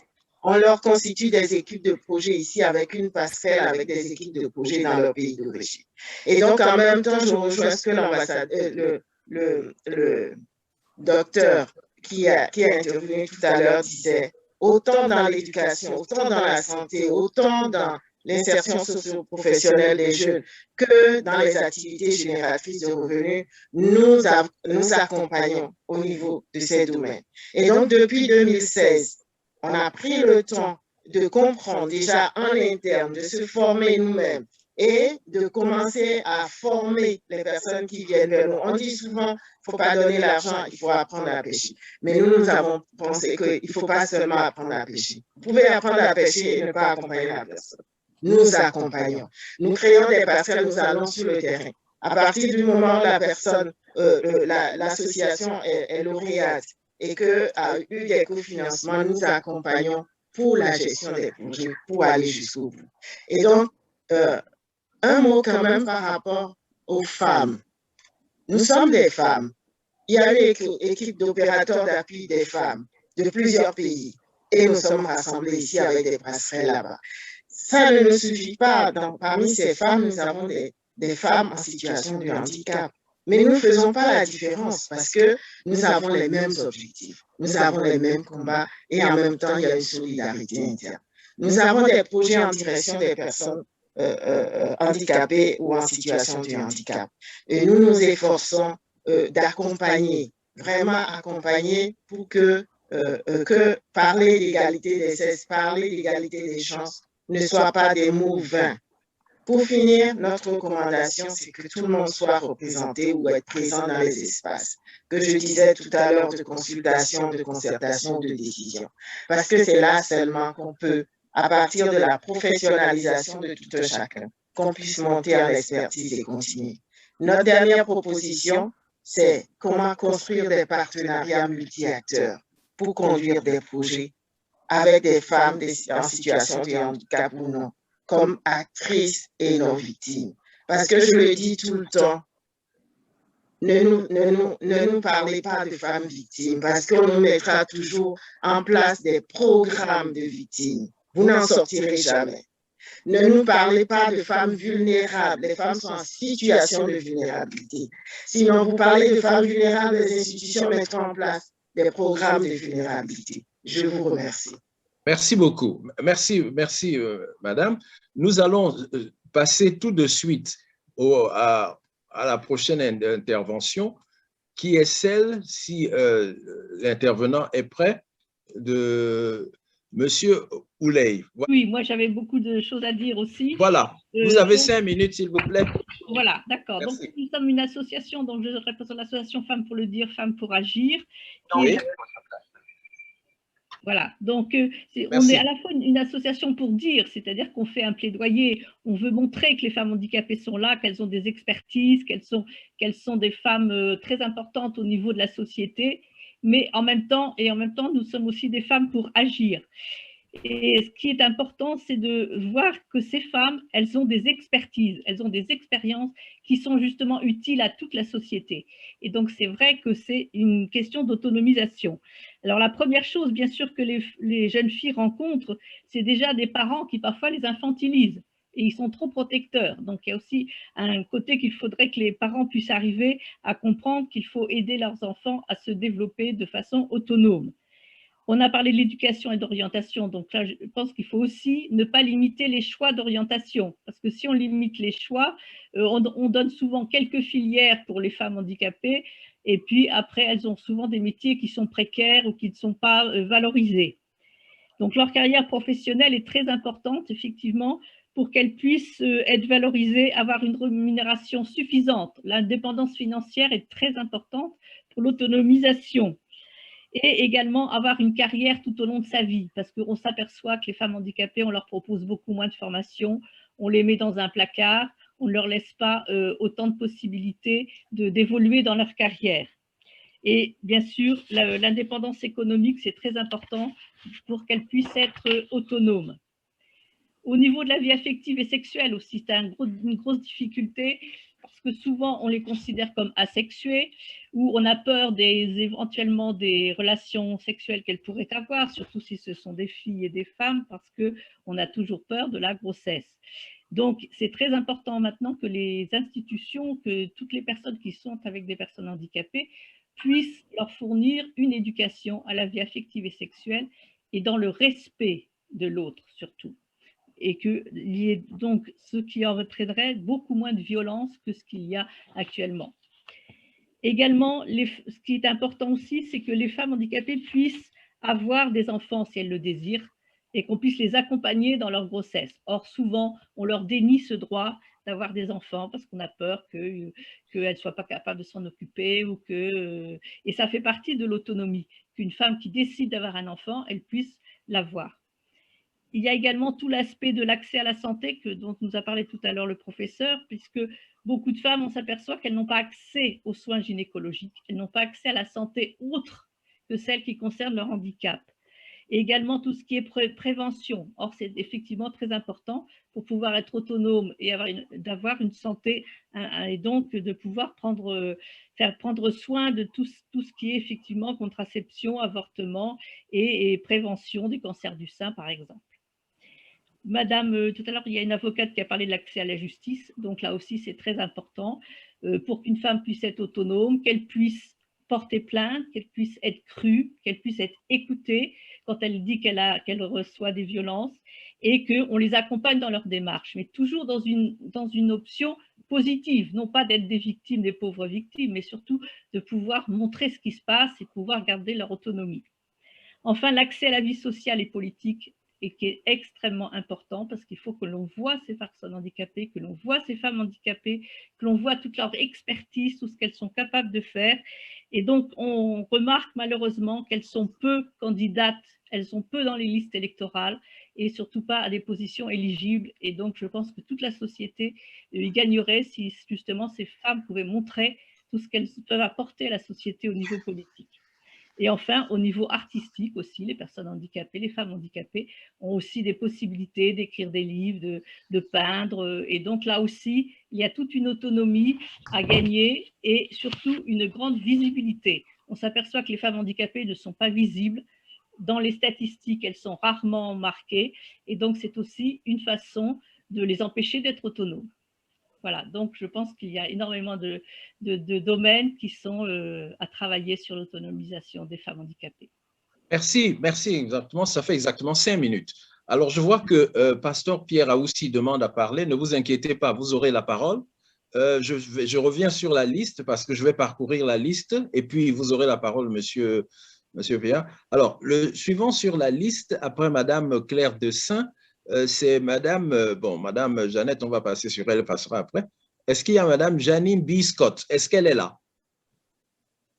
Yes, I'm here. Je suis là. Ah bon, d'accord. S'il vous plaît, I'm here. Yes, if you're here, this is your time, please. You have the floor. Thank you very much. Your Excellency, and to the fellow speakers and co-panelists, distinguished participants from around the world, good afternoon from Washington, D.C. And a special thank you to my sister Jeanette for asking me to participate in this important conversation this afternoon. I'm Janine Scott, again in Washington, D.C., a long career in economic development and now an entrepreneur in the private sector running my own consultancy that focuses on trade and investment between the US and Africa. But looking at the status of women and girls worldwide, habitually, I think they're subject to varying forms of discrimination. And whereas there are degrees of how this discrimination plays out, depending on social, cultural context, what protections may be in place for them, or in spite of also having many far-reaching gains for women in some parts of the world, I think we can still state that women and girls generally and universally have a lot of ground to gain. And so, too, as women and girls face hurdles, the discrimination and disadvantages are compounded when dealing with those who may have some form of disability, placing them even further behind the curve in trying to live gainful and independent lives. So what are some of the ways that we can look at to mediate this nexus of uplifting women and girls in their daily lives, with a special focus to ensure that those with disabilities are not lost in the mix?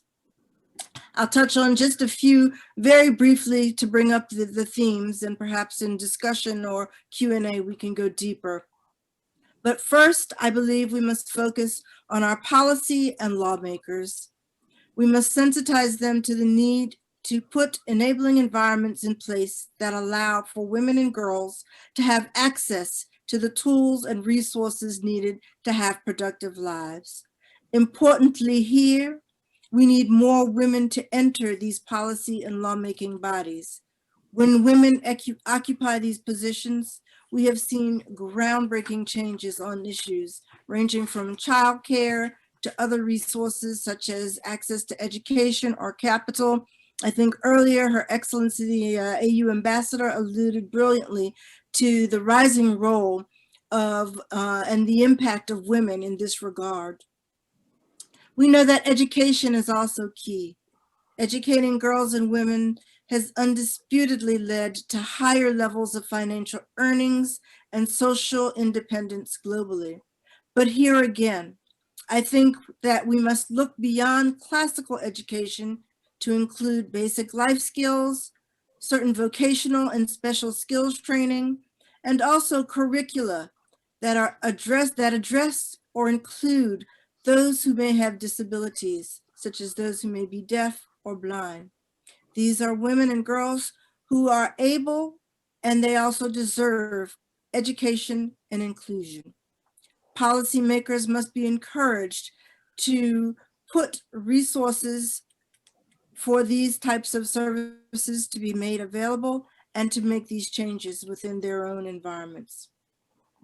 Stemming from this, and again, coming personally from a background of years of economic development work and now being in the private sector, I'd like to put a little bit more emphasis on the role of business development, the development or provision of business incubators that are really targeted towards women and girls. I think we all know that SMEs can have profound changes for women and their families. And how many times have we not seen examples of this? Again, technology and its myriad adaptations. There are so many innovations today that are designed to enable inclusivity. How can we scale some of these up for greater penetration and for greater access? There are groundbreaking inventions that can be used to enable better access or to address the needs of handicapped women in particular, or girls and women in particular, and to transform their lives and to enable them to be included actively and gainfully in society. Employment or access to jobs, we've heard it earlier again as well, but I'll reiterate. We can require employers in country to ensure that they do not discriminate against those with disabilities. This again also can go back to our policy and lawmaking bodies. As many countries have local content laws which require companies to hire and train personnel from the country, so too we can require them to ensure that those with disabilities are hired and accommodated for. I've seen both local content and disability provisions work in several countries. Again, there's also the ever-present need for access to capital, where women across the world continue to lag behind their male counterparts. Could the rise of fintech innovations help bridge this divide and bring more women into the business arena, and especially level the playing field for those with disabilities? As I am a woman of African descent in the diaspora, I think that you can certainly look at how to call upon the diaspora from countries where many of these innovations are taking place to see how we may be able to continue to also help in bridging this divide. I'll stop here and I'll be happy to take questions or to go more deeply into these elements that I've raised now. Thank you. Thank you very much, Madame Scott. Without further ado, the next one would be la prochaine personne, c'est Madame Karen Saba, qui est cofondatrice et conseillère stratégique, Safety Analysis and Business Advices. Madame Saba, you have the floor. Hello, everyone. I'm Karen Saba. I am originally from Egypt, and I have been doing this for development and disability for over 25 years. And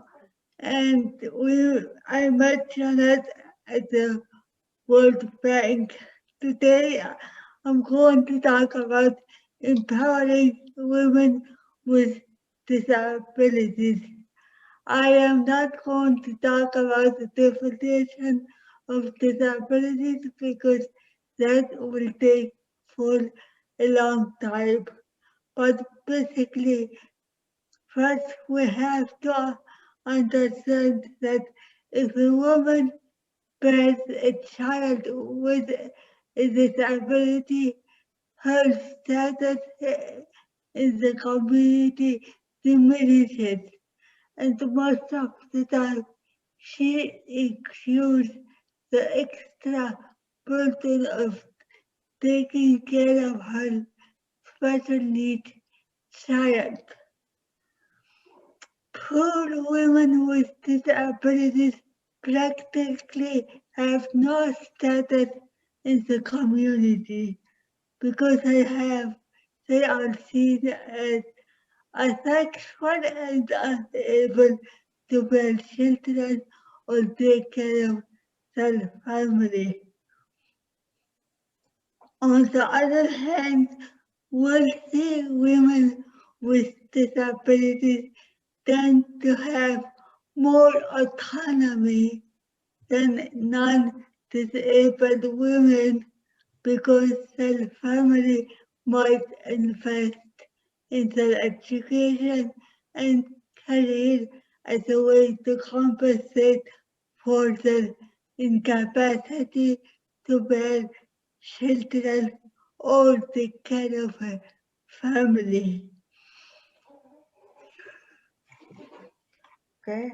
Please let me know if you cannot understand me.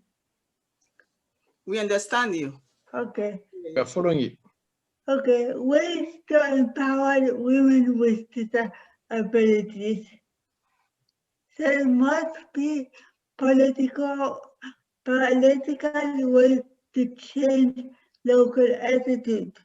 We must shift the attitude from women in need to be cured to women able to be a contributing member in society. Women with disability can be empowered if the family and society believe in them. First, the family must love them and support them. Family support is vital in installing self-confidence in disabled women. Second, the government must allocate funding and implement programs that enable them to become productive members of society. Women with disabilities, like any women, need adequate social services. If a society invests in women with disability, they will become empowered and less marginalized. Unfortunately, that is easier said than done.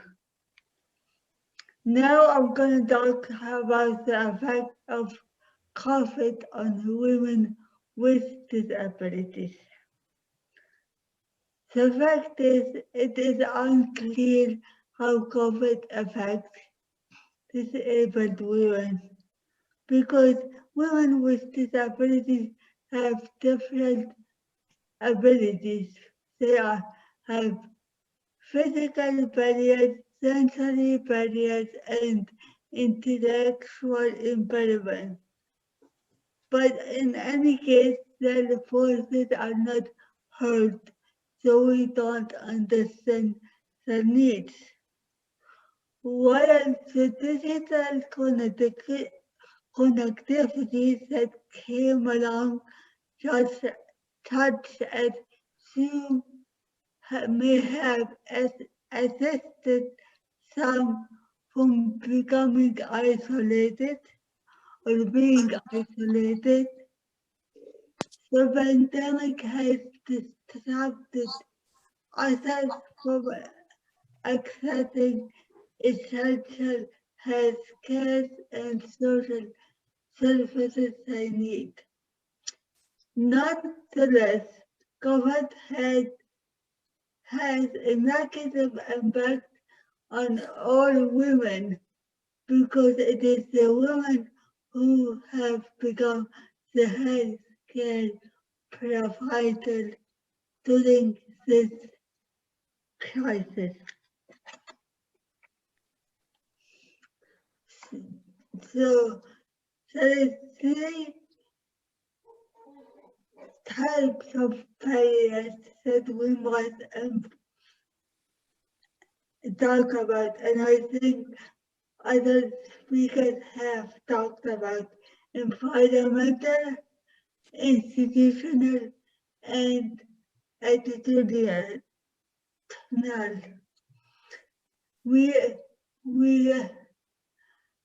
address these barriers through investing in accessible infrastructure and designing communities that are accessible to all. We help create a barrier-free environment so that people with disability will not feel isolated. We empower people with disability by having peer empowerment support group because the best way to rehab women with disability is by having them learn from each other.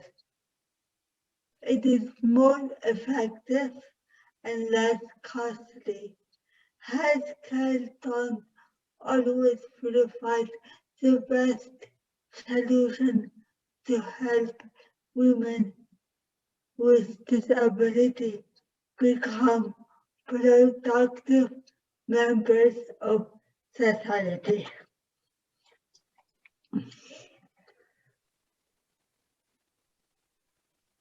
And of course, there must be political will. Attitude will not change without political will.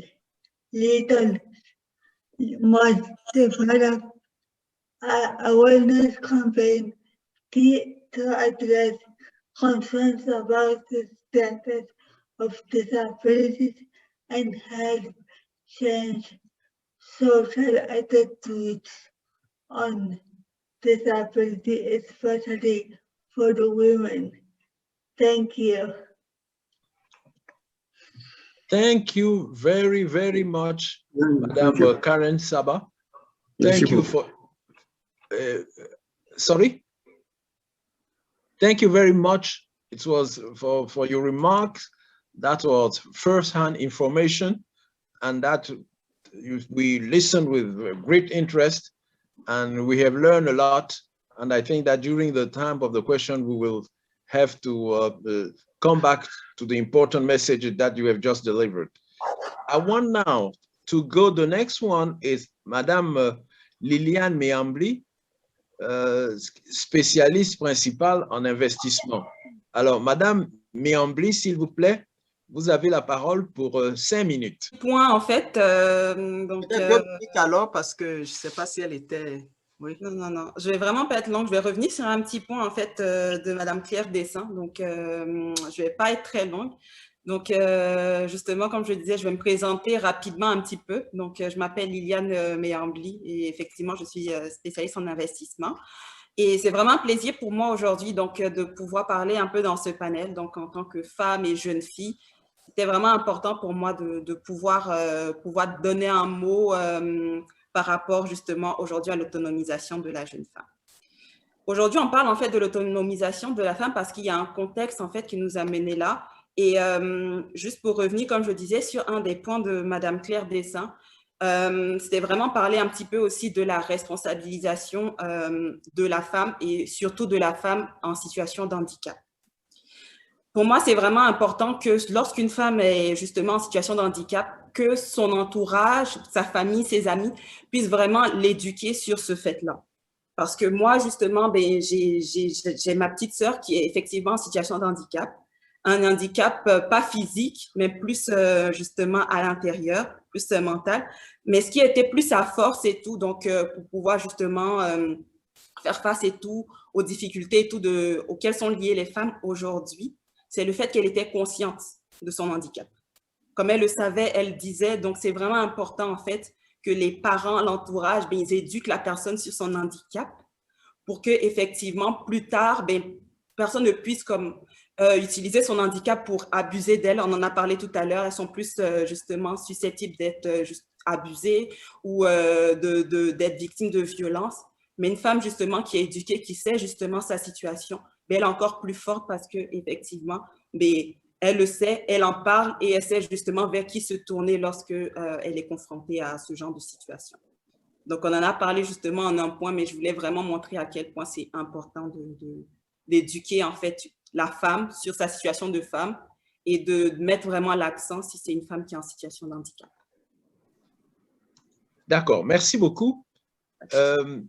Je vois sur la liste le suivant, c'est le docteur Olivier Manseron. Est-ce qu'il est là? Il a déjà parlé. Ah oui, c'est vrai, il a parlé. Et donc, c'est monsieur Pierre Mougin.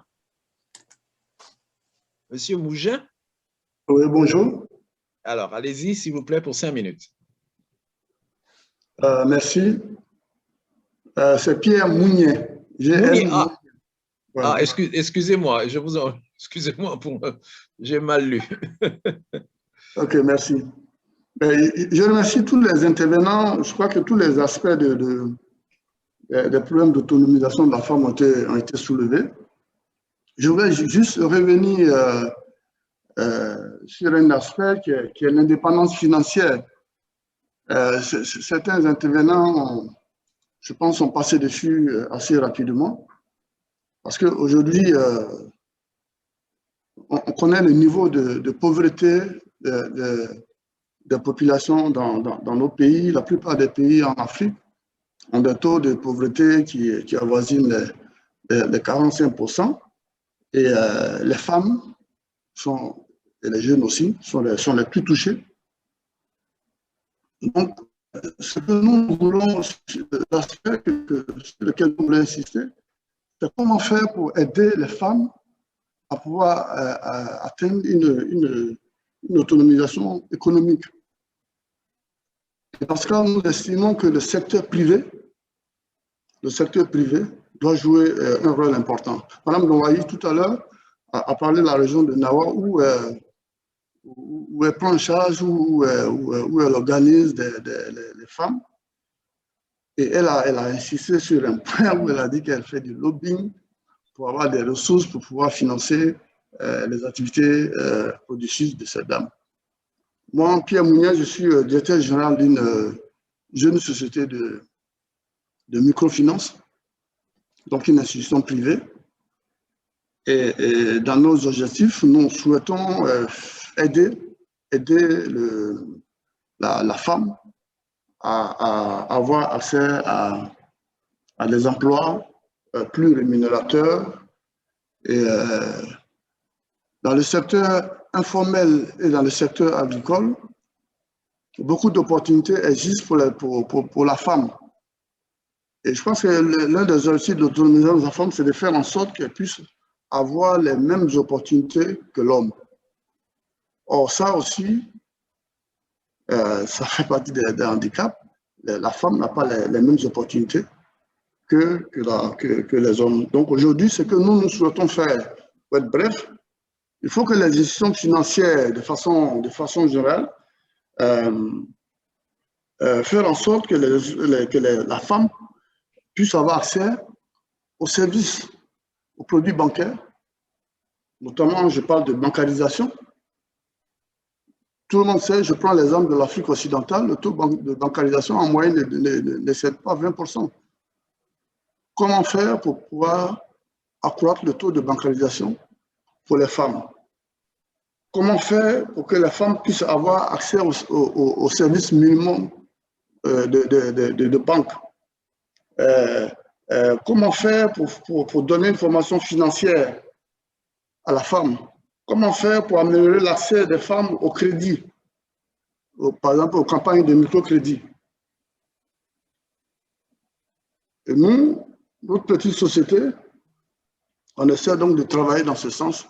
Aujourd'hui, nous travaillons avec une trentaine d'organisations de femmes. Heureusement, comme Mme Dongwaye l'a dit, les femmes sont organisées en coopérative ou en association. Vous avez encore une minute. Et donc, ça rend OK, pour vous dire, en gros, il faut que des grandes décisions soient prises. Ce soit bien au niveau, que des engagements soient pris au niveau de l'État, au niveau du secteur privé. Au niveau de l'État, par exemple, c'est faciliter l'accès aux ressources pour les institutions financières. Au niveau multinational, les institutions comme le Fonds monétaire, la Banque mondiale, que faire pour que les organismes privés qui aident à la promotion de la femme puissent avoir accès aux ressources? Le problème, c'est avoir accès aux ressources pour pouvoir financer les activités des femmes. D'accord, merci beaucoup. Merci beaucoup. Alors, nous allons passer tout de suite au docteur Sekafor Komabou Pomaye. S'il vous plaît, vous avez la parole pour 5 minutes. Merci, bonjour à tous. Je suis docteur Sekafor Pomaye. Je viens du Ghana et je suis handicapée. Ça fait presque 45 ans que je suis en fauteuil roulant.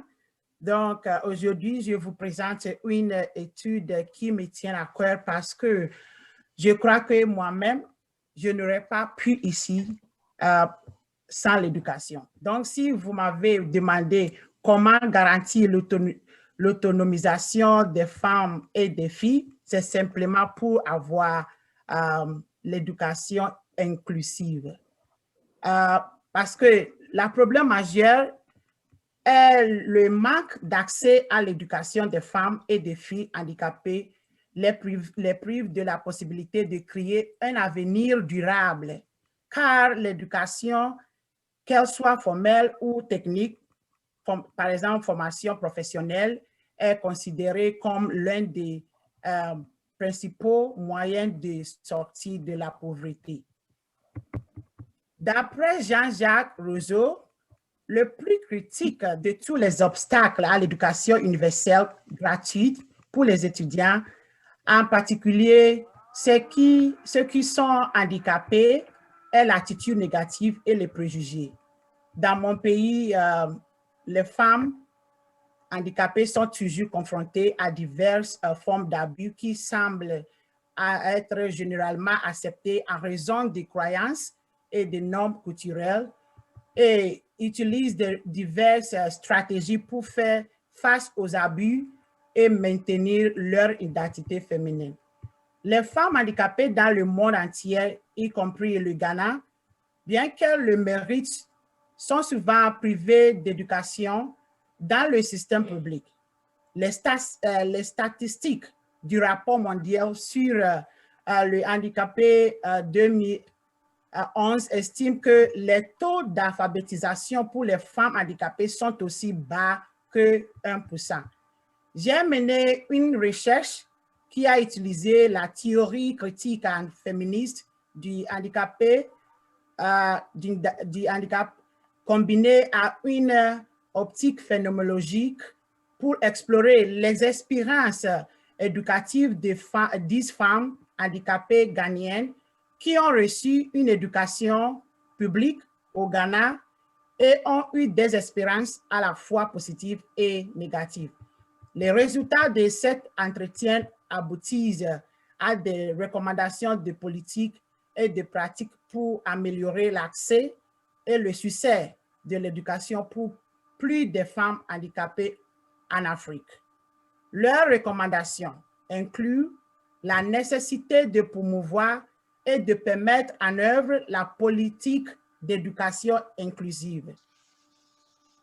Deuxièmement, de collecter des données sur les personnes handicapées et d'introduire des études sur les handicapés à tous les niveaux scolaires, de contrer les croyances culturelles négatives sur les personnes handicapées et d'éduquer les publics pour changement d'attitude, en particulier les enseignants, les élèves et la communauté. Parce que moi-même, j'enseigne, moi-même, je suis le défenseur des personnes handicapées. Je coordonne de la vie autonome des enfants handicapés. Je travaille aux États-Unis ici avec le Centre du Vermont pour la vie autonome. On a vu qu'il y a beaucoup de choses qui hésitent entre les enseignants, les élèves et la communauté ensemble. Donc, les questions de recherche suivantes ont été utilisées pour encadrer cette étude en examinant les expériences de 10 femmes handicapées ghanéennes dans leur processus d'accès à l'éducation formelle sont 1. Quels sont les défis identifiés par femmes handicapées en Afrique qui ont accédé au système éducatif formel? Deuxièmement, qu'est-ce que les femmes handicapées identifient comme domaine nécessitant une amélioration de l'éducation des filles et des femmes en Afrique? Et troisièmement, dans quelle mesure l'éducation formelle a-t-elle changé la vie des femmes handicapées en Afrique? Donc, les inégalités entre les sexes dans l'enseignement supérieur en Afrique remontent à la période coloniale où les universités ont été créées pour produire des matières coloniales perpétuant les structures patriarcales et capacitistes mises en place par les colonialistes. Pour ce qui est des résultats de mon étude, mon analyse a débouché sur les thèmes fusionnant autour de 4 questions majeures qui peuvent contribuer à apporter des changements utiles et positifs aux femmes handicapées en Afrique et dans le monde. Les 10 participants ont tous abordé ce thème dans leurs commentaires, me donnant une direction de plaidoyer à prendre une fois l'étude terminée. Ces résultats comprennent la nécessité de, premièrement, le besoin de plaidoyer et la mise en œuvre de la politique éducation inclusive, la nécessité d'éduquer le changement d'attitude, en particulier parmi les enseignants et la communauté.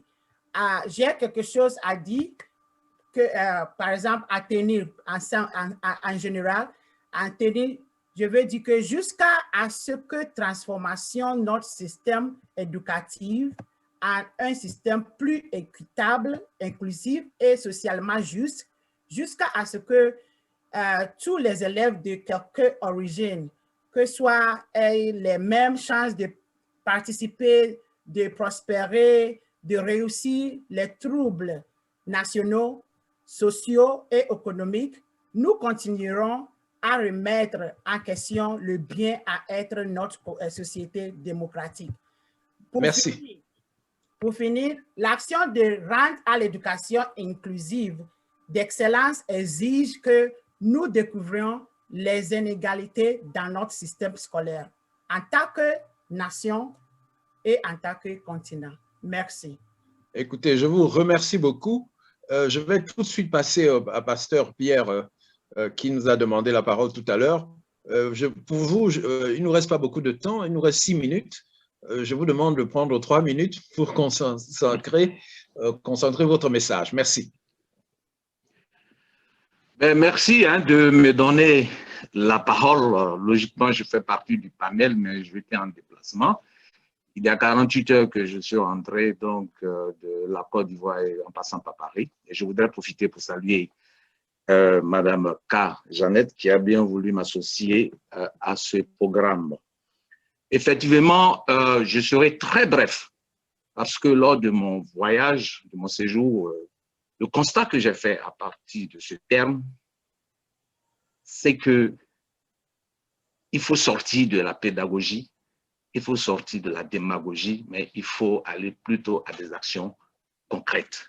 Parce qu'aujourd'hui, quand on regarde la société, surtout pour parler des femmes, des jeunes femmes, j'ai été sidéré de voir que des jeunes filles à l'âge de 14 ans, 13 ans, 15 ans sont obligées aujourd'hui d'être dans la prostitution par manque de développement et surtout par manque de moyens, et aussi des jeunes filles handicapées qui sont obligées de mendier. Et le constat a été fait non seulement en Afrique, en Côte d'Ivoire et puis en France. C'est la raison pour laquelle, si nous voulons parler d'autonomisation, il va falloir que nous ayons des actions concrètes. Et je voudrais saluer Didi Pass à travers Madame Jeannette Carty, que je connais depuis longtemps, qui a toujours œuvré dans ce sens. Et je voudrais aussi proposer que les gouvernants, voilà, les leaders, les décideurs, puissent vraiment s'impliquer davantage. C'est vrai que dans les pays, il y a ce que nous appelons les ministères de la promotion de la femme et tout, mais je pense que ces ministères doivent être animés par des techniciens ou par des techniciennes et en travaillant beaucoup plus avec la société civile.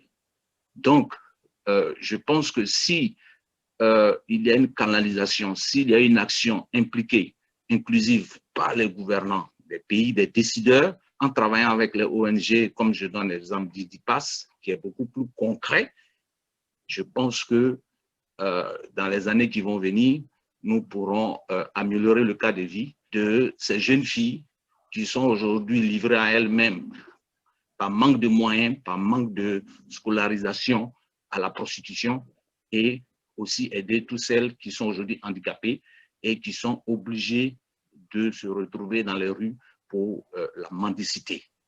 Donc, je voudrais conclure pour dire qu'il faut une action réelle, il faut impliquer les organisations non gouvernementales, et je voudrais conclure pour saluer Didi Pass qui œuvre depuis quelques années dans ce sens, et que vraiment Dieu puisse aider cette structure à aller de l'avant. On va donner la parole. Merci beaucoup, ma sœur Pierre, et d'avoir tenu le temps qui est limité. Alors, il est à ma montre 16h27. Normalement, nous arrêtons dans 3 minutes. Je ne sais pas si Madame la présidente Jeannette K. Leguel veut dire quelque chose avant que je conclue, si moi aussi je peux avoir un mot à dire. Ben, je pense que tout ce que je peux dire, c'est vraiment merci à tous les intervenants. Et vraiment, on a eu vraiment un moment riche de partage de connaissances, d'expériences et des personnes qui sont vraiment engagées sur le terrain. Et c'est vraiment agréable à entendre comment est-ce que la question de la femme, c'est vrai, c'est un sujet complexe, mais c'est un sujet vraiment qui demande beaucoup d'action, beaucoup de réflexion. Et je voulais vraiment dire merci à tous les intervenants et tous ceux qui ont partagé leur expérience. Et puis vous dire aussi, comme on l'a dit tantôt, nous avons une structure au niveau de la diaspora. Donc, on peut continuer ce que nous avons commencé aujourd'hui parce qu'il y a beaucoup de choses qui ont été dites et je pense que nous pouvons continuer et se retrouver l'année prochaine à la 66e session et peut-être, pourquoi pas à New York physiquement parce qu'on espère que le Covid va s'en aller et que l'année prochaine, on pourra se retrouver physiquement et puis surtout bâtir quelque chose par rapport à tout ce que nous venons d'entendre, parce que c'est vraiment diversifié et tout converge vers vraiment l'autonomisation de la femme. Et tout ce que je peux dire, c'est vraiment merci encore pour votre disponibilité. Comme on n'a pas beaucoup de temps, je vais donner la parole à François pour dire un mot. Et puis, bon, on va se séparer tout en insistant sur le fait qu'il faut qu'on continue. Et moi, je vais partager les présentations que j'ai reçues aussi, si cela vous intéresse. Et le compte rendu va suivre également. Merci à tous et à toutes. Merci beaucoup. Et vraiment, j'ai été impressionné par les interventions que j'ai entendues, qui étaient toutes au cœur du sujet, la femme et la femme handicapée. J'ai une note peut-être personnelle. J'ai grandi dans un environnement de femmes, mes tantes, mais tout ceci, on avait toujours du respect pour la femme. Si bien que je suis surpris quand qu'on parle de la femme qui est méprisée et tout ça, nous on a toujours eu du respect, les grands-mères, etc. Et donc, dans le cadre universitaire, je suis tombé sur ce livre en préparant qui montre un peu les genders, les études de genre, et qui partent que, en fait, la situation de la femme dans la société traditionnelle africaine était beaucoup plus respectée. Et il me semble que c'est le nouvel État moderne africain qui a dégradé la situation de la femme. D'où la responsabilité de l'État. Et l'État, par les lois, qui parfois imitaient des lois ou des constitutions venues d'ailleurs et qui n'étaient pas bâties sur la tradition africaine qui est, pour une large part, disent les ethnologues, matriarcale. Donc, un respect absolu pour la femme et l'importance de la femme, la parole, c'est-à-dire même les chefs d'État africains aujourd'hui, peut-être qu'ils obéissent plus à leur maman qu'à la Constitution. C'est pour vous dire le poids de la femme dans ces États. Donc, nous devons revenir aux valeurs africaines de respect de la femme et en particulier aussi de respect de la femme qui est handicapée. Deuxièmement, je voudrais dire ceci, encore une fois, une note personnelle, c'est une analyse que je vois. Je crois que les systèmes politiques dans lesquels nous vivons ne favorisent pas ces égalités et les systèmes compétitifs qu'on a transportés sur le plan de la compétition politique mettent de côté les femmes et encore plus les femmes handicapées. Nous devons réfléchir ensemble à trouver de nouveaux modèles pour donner la possibilité à tout le monde. Je ne sais pas, il y a une madame, je crois, de Sainte qui a parlé de la possibilité de candidature. Je crois que ce qu'elle a dit est très important.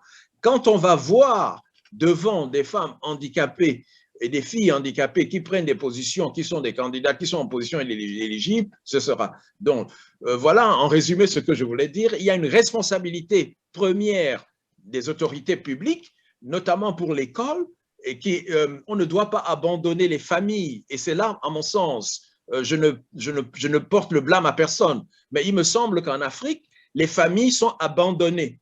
Il n'y a pas de structure qui supporte le poids, qui aide les familles, qui aide les enfants handicapés pour leur scolarité. Or, comme a dit le docteur Sekafor, l'éducation est cruciale.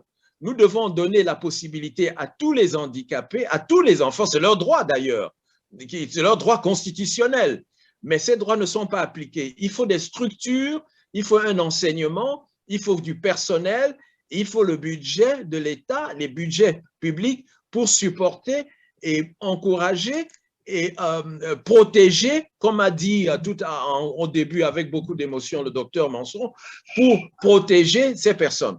Je vais m'arrêter ici et encore une fois, c'était une joie pour moi d'entendre cela, c'était très édifiant. Je vous remercie tous et j'espère que partout où nous serons, nous porterons la bonne parole pour que cette inégalité, cette injustice soit terminée.